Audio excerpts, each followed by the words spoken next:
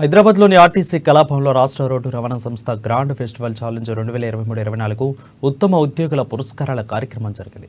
ఈ కార్యక్రమానికి ముఖ్య అతిథిగా మంత్రి పొన్నం ప్రభాకర్ హాజరై మాట్లాడారు.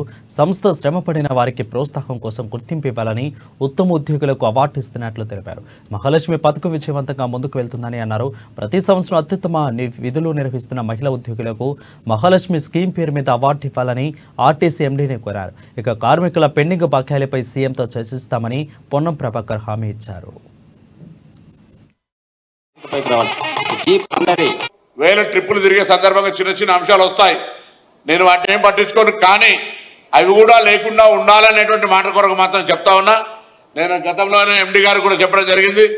కొంత వాళ్ళు ఉచితంగా బస్సు ఎక్కుతున్నారు అనే విధంగా వ్యవహారం వద్దు. వాళ్ళంతా ప్రతి టికెట్ ప్రభుత్వం రియంబర్స్ చేస్తూ ఉంది. అంటే టికెట్ ఆఫ్ పేమెంట్ గవర్నమెంట్ చేస్తూ ఉంది కాబట్టి వాళ్ళు కూడా మనకు పేమెంట్ ప్యాసింజరే అనేది ఒకటి. రెండోది, మీ మీద పని ఒత్తిడి పెరుగుతూ ఉంది కాబట్టి ప్రతిపాదనలు త్వరలో ఆమోదం పొందబోతున్నాయి. రిక్రూట్మెంట్ సంబంధించి కావచ్చు, కొత్త బస్సులకు సంబంధించి కూడా వర్క్ లోడ్ అయితే ఓవర్లోడ్ కానీ ఓవర్ డ్యూటీ కావచ్చు, లేకపోతే ఏ ప్రెషర్ అవుతుందో దాని పని భారాన్ని స్ట్రీమ్లైన్ చేయడానికి తప్పకుండా నూతన బస్సుల కొనుగోలుకు సంబంధించి కావచ్చు, రిక్రూట్మెంట్కి సంబంధించిన ప్రక్రియ కూడా తీసుకొని పోతా ఉంది. ఇంకొక శుభవార్త ఏంటంటే, ఈరోజు ఆర్టీసీ సంస్థ మహాలక్ష్మి పథకం రావడం ద్వారా మహాలక్ష్మి పథకానికి సంబంధించిన ప్రయాణికుల పేమెంట్ అంతా రియంబర్స్ ప్రభుత్వం చేస్తుంది. కాబట్టి ఆపరేషన్ లాస్ జీరో వచ్చి ప్రాఫిట్ ఓరియంటేషన్లో పోవడం అనేది ఒక శుభవార్త అని సందర్భంగా భావిస్తా ఉన్నా. కానీ ఆర్టీసీకి బ్యాక్లాగ్స్ ఉన్నాయి.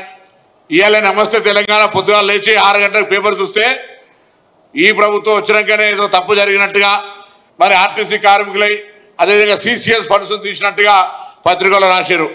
దాదాపు 1600 కోట్ల రూపాయలు అవి, 900 కోట్ల రూపాయలు ఇవి, దాని తర్వాత 2600 కోట్ల రూపాయల బ్యాంకులో ఉన్నాయి. నేను మంత్రిగా నా మీద ఉన్న బాధ్యత, ఈ ప్రభుత్వం మీద ఉన్న బాధ్యత ఆర్టీసీని అంటే ఎటువంటి